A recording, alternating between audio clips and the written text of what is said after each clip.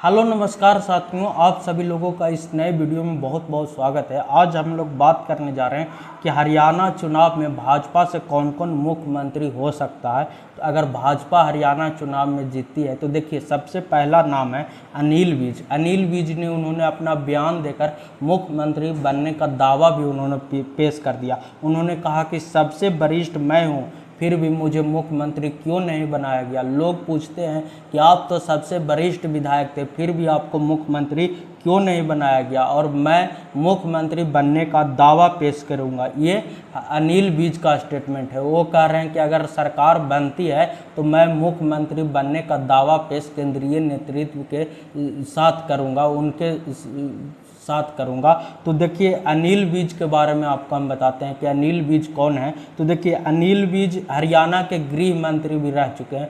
पहले ये गृह मंत्री थे नायब सैनिक सरकार से पहले। अब मनोहर लाल खट्टर के सरकार में ये गृह मंत्री थे। ये 6 बार अंबाला कैंट विधानसभा सीट से विधायक रह चुके हैं और ये पंजाबी समाज से आते हैं, जिनका आबादी हरियाणा में करीब लगभग आप मान के चलिए 8% आबादी है। नायब सैनिक को मुख्यमंत्री बनने पर, जब नायब सैनिक को मुख्यमंत्री बनाया गया तो इन्होंने काफ़ी विरोध किया और ये बाहर चले गए मीटिंग छोड़कर, और इन्होंने नायब सैनिक के मंत्रिमंडल में भी नहीं शामिल हुए। तो ये भी मुख्यमंत्री के दावेदार हैं, इन्होंने अपना इच्छा जताई है।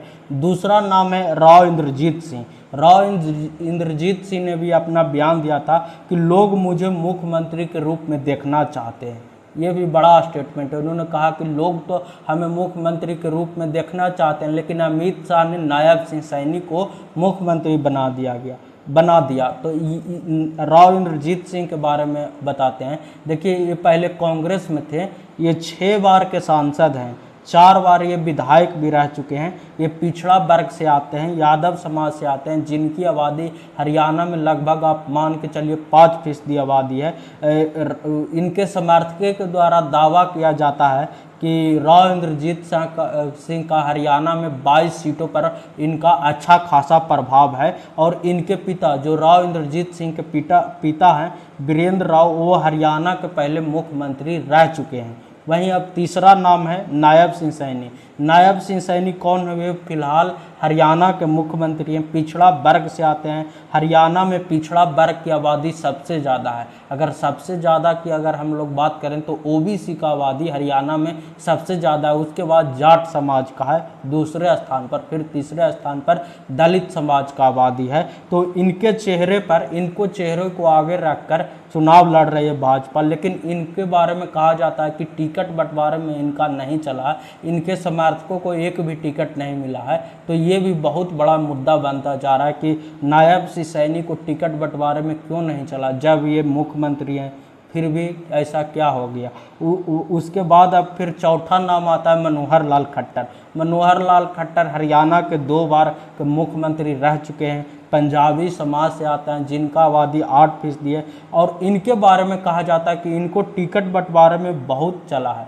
सबसे ज़्यादा अगर किसी को चला है तो इनके ही चला है। केंद्रीय नेतृत्व के सामने इनकी ही बात को माना गया है और उसी के आधार पर टिकट दिया गया है। और चर्चा चल रही है कि हो सकता है चुनाव जीतने के बाद मनोहर लाल खट्टर को फिर से भाजपा मुख्यमंत्री बना सकती है। ये भी बहुत बड़ा चर्चा चल रहा है, क्योंकि मनोहर लाल खट्टर केंद्रीय नेतृत्व नरेंद्र मोदी और अमित शाह के काफ़ी करीबी हैं और उनके वफादार हैं। और एक और चर्चा चल रही है, कहा जा रहा है कि नायब सिंह सैनी को सिर्फ इसलिए मुख्यमंत्री बनाया गया है ताकि पिछड़ों का वोट चुनाव में भरपूर लिया जा सके और उससे भाजपा को लाभ मिले, और इससे पिछड़ा का वोट मिल जाएगा। और जब वोट मिल जाएगा तो चुनाव के बाद नायब सिंह सैनी को हटा दिया जाएगा। और ये भी चर्चा है कि नायब सिंह सैनी को सिर्फ 6 महीने के मुख्यमंत्री बनाने के लिए लाया गया है। एक टेम्प्रोरी सेटअप किया गया है जिसके नाम पर पिछड़ों का वोट लिया जा सके। तो ये भी बहुत बड़ी चर्चा है। और नायब सिंह सैनी